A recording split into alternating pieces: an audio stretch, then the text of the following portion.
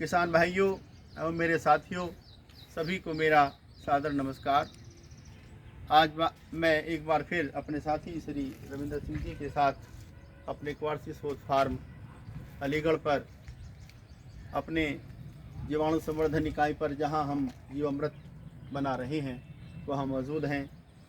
मैं अपने सभी उन साथियों को जो प्राकृतिक खेती से जुड़े हैं उन सभी का हृदय से आभार व्यक्त करता हूं कि हमारे सभी साथी जीवामृत बना रहे हैं। इसके तमाम वीडियो हमारे YouTube चैनल पर हैं, जिन्हें हम बराबर देख रहे हैं। साथियों, जैसा कि आप सबको मालूम है, मैं आपको बताना चाहता हूं कि हमारे जीवाणु संवर्धन इकाई पर ये 6 ड्रम हमारे पास मौजूद हैं, जिसमें हम जीवामृत का निर्माण कर रहे हैं। ये सबसे पहला जो 3 ड्रम हैं ये करीब 3 महीने के हो गए हैं और बाकी ड्रम हमने बाद में क्रम से बनाए हैं। और ये आखिरी ड्रम जो आप देख रहे हैं ये हमने जीवामृत से जीवामृत बनाने का काम किया है। और इसमें भी हम आज जीवाणुओं के लिए जो हम उनके खाने के लिए गुड़ और बेसन डालते हैं वो आपके सामने हम प्रयोग करेंगे। मैं आपको एक बार फिर पुनः याद दिलाना चाहता हूं कि इन ड्रमों में जिसमें जीवामृत हम बना रहे हैं, जब हमने इनमें जीवामृत बनाना शुरू किया था तो उसमें अपने सूक्ष्म जीवाणुओं को खाने के लिए हमने 5 किलो गुड़ और 5 किलो आटा प्रयोग किया गया था। उसके बाद 15 दिन के बाद 3 किलो गुड़ और 3 किलो आटा या बेसन का हमने प्रयोग किया था। फिर उसके बाद हम बराबर प्रत्येक 10 दिन के बाद प्रत्येक ड्रम में 2 किलो गुड़ और 2 किलो बेसन या आटा हम इस्तेमाल कर रहे हैं। आज भी हम ये आपके सामने दिखाई दे रहा है, गुड़ मौजूद है और ये आटा हमारे पास मौजूद है।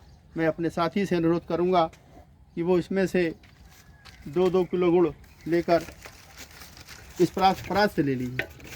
प्रत्येक ये परात छोटा वाला है, इससे इसमें लेकर डाल दो। 2 किलो निकाल के ड्रम में डाल दो।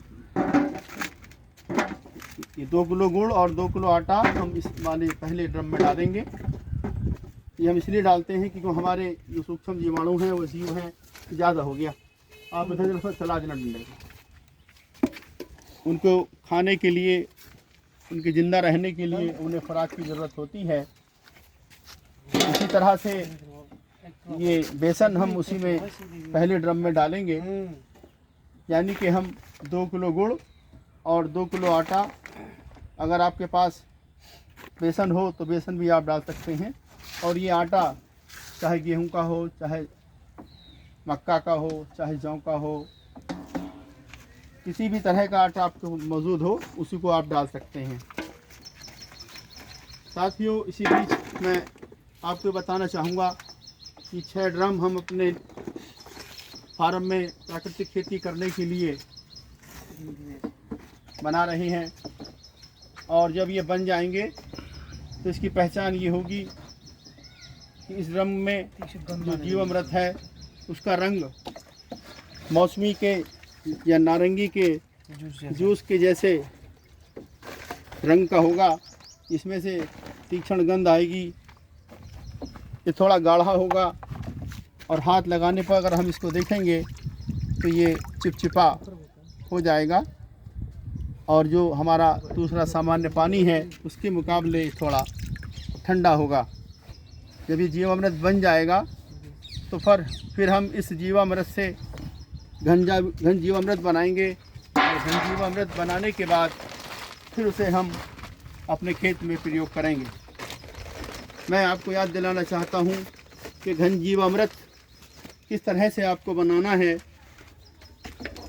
हमें घन जीवामृत बनाने के लिए सड़ा हुआ गोबर का खाद 1 कुंटल लेना है, जो हमारे 1 एकड़ खेत के लिए पर्याप्त होगा।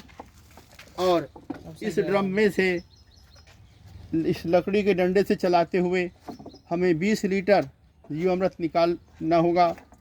और उस 20 लीटर जीवामृत को निकालकर जो हमने सड़ा हुआ 1 कुंटल गोबर की खाद ली है गोबर की खाद सूखी हुई होनी चाहिए, उसके हम ऊपर इस जीवामृत को छिड़क देंगे। और साथ ही उसमें 3 किलो चीनी और 3 किलो गुड़ हम उसके ऊपर डाल देंगे, ताकि जो उसमें हमारे जीवाणु हैं, जो सूक्ष्म जीवाणु हैं, वो खुराक की कमी से मरने न पाएँ, जिंदा रहें। फिर उसको हम 24 घंटे 48 घंटे रख लेंगे। उसके बाद अपने खेत में जहाँ हमें प्रयोग करना है उसमें हम उस घनजीवामृत को जुताई से पहले या धान में लेवा लगाने से पहले हम उसको डाल देंगे। उसके बाद जुताई करेंगे और उस तरह से ये सूक्ष्म जीवाणु हमारे खेत में पहुंच जाएंगे। मैं आपको ये भी बताना चाहता हूँ कि ये सूक्ष्म जीवाणु जो हमारे खेत में पहुंच जाएंगे और हमारे खेत में सूक्ष्म जीवाणुओं की पर्याप्त संख्या, उनकी उपलब्धता हो जाएगी, तो फिर वो सूक्ष्म जीवाणु हमारे खेत में पहले से मौजूद जैव पदार्थ या हमारे द्वारा कोई भी जैव पदार्थ डाला जाता है, जैसे गोबर की खाद, खरी खाद, कंपोस्ट खाद या कोई भी फसल अवशेष जो हम अपने खेत में छोड़ते हैं, यानी कि हमारे पौधों की जड़ें, तना, पत्ती, फल, फूल, उन सबको ये खाकर ह्यूमस में परिवर्तित कर देगा, यानी कि हमारे खेतों में ह्यूमस की मात्रा बढ़ जाएगी, अर्थात जीवांश कार्बन की मात्रा बढ़ जाएगी। हमारे खेतों में जीवांश कार्बन की मात्रा 0.8 से 1% के बीच होनी चाहिए, लेकिन मौजूदा वक्त में हमारे खेतों में जीवांश कार्बन की मात्रा 0.3% या उससे कहीं कम है। लेकिन जब हम जीवामृत का प्रयोग करेंगे और जब सूक्ष्म जीवाणु हमारे खेतों में पर्याप्त मात्रा में होंगे और वो धीरे धीरे ह्यूमस की मात्रा को बढ़ाएंगे, यानी कि जीवांश कार्बन की मात्रा हमारे खेतों में जब धीरे धीरे 0.8 से 1% के बीच पहुंच जाएगी, तो उस समय हमारे खेतों में, हमारे खेत की मिट्टी की जैविक, भौतिक और रासायनिक स्थिति अच्छी बन जाएगी और उस समय हम अपने खेतों में किसी भी तरह की कोई भी फसल, चाहे सब्जी की फसल हो, चाहे अन्न की फसल हो, चाहे गन्ने की फसल हो, तो कोई भी फसल को बो सकते हैं।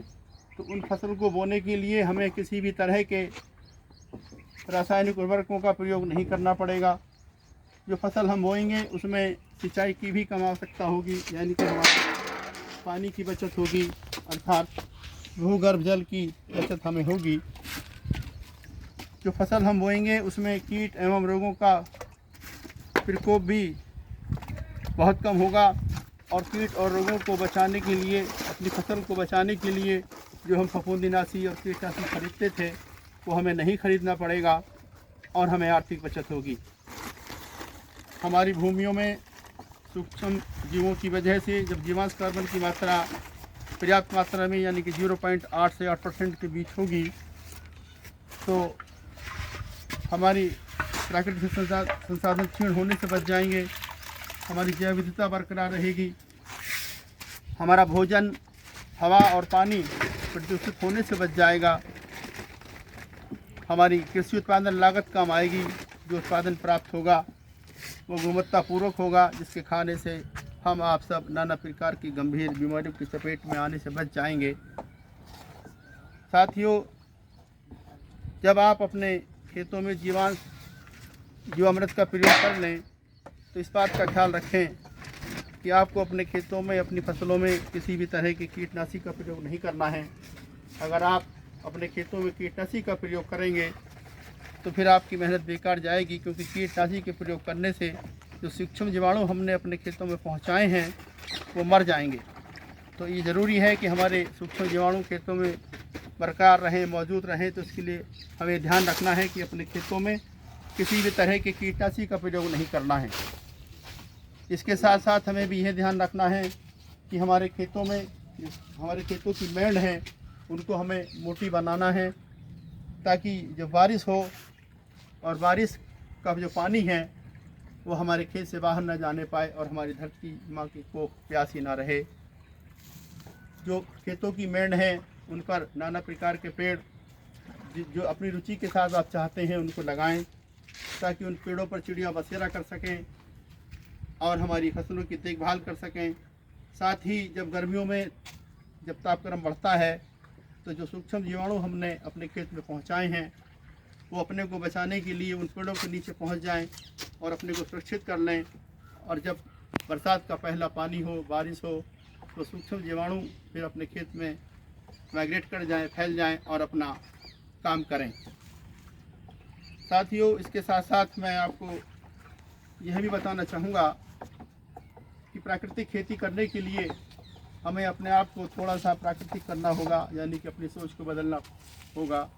हमें चाहिए कि हम अपनी प्रकृति की इकाइयों को अपनी जिस नज़र से देखते हैं, अपनी उस नज़र के नज़रियों को थोड़ा गहरा करने की ज़रूरत है, ताकि हम प्रकृति की सभी इकाइयों को समझ सकें और उनका हम संरक्षण कर सकें, जैविकता का संवर्धन कर सकें।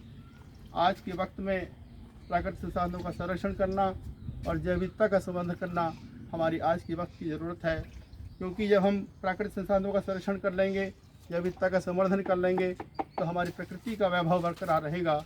और जब हमारी प्रकृति का वैभव बरकरार रहेगा तो हमारी खेती भी बेहतर होगी और हमारा जीवन भी बेहतर तरीके से चलेगा, यानी कि हम और हमारे बच्चे इस धरती पर खुशी के साथ जी सकेंगे। इसके लिए ये सब ज़रूरी है। ये सब काम तभी हो सकता है जब हम रसायन आधारित खेती से अपना ध्यान हटाकर प्राकृतिक खेती करने की तरफ ध्यान दें। साथियों, आपने मेरी वीडियो को देखा और सुना, इसके लिए मैं आप सब लोगों से अनुरोध करना चाहता हूं कि हमारी इस वीडियो को अपने साथियों में, अपने किसान भाइयों में, अपने दोस्तों में शेयर कर दें और साथ ही हमारे खेती और प्रकृति के चैनल को सब्सक्राइब कर लें और इस वीडियो को अपने दोस्तों में इतना शेयर करें ताकि ये वीडियो हमारे देश के आखिरी गाँव के आखिरी किसान भाई तक पहुँच जाए और हमारे सभी किसान भाई इस प्राकृतिक खेती से जुड़ें, ताकि हमारे देश के माननीय प्रधानमंत्री जी का और हमारे प्रदेश के माननीय मुख्यमंत्री जी का जो आह्वान है कि हम रासायनिक खेती से अपना ध्यान हटाकर प्राकृतिक खेती करने की तरफ जाएं, हम उस मुकाम को हासिल कर सकें। मेरी वीडियो सुनने के लिए आपका बहुत बहुत धन्यवाद।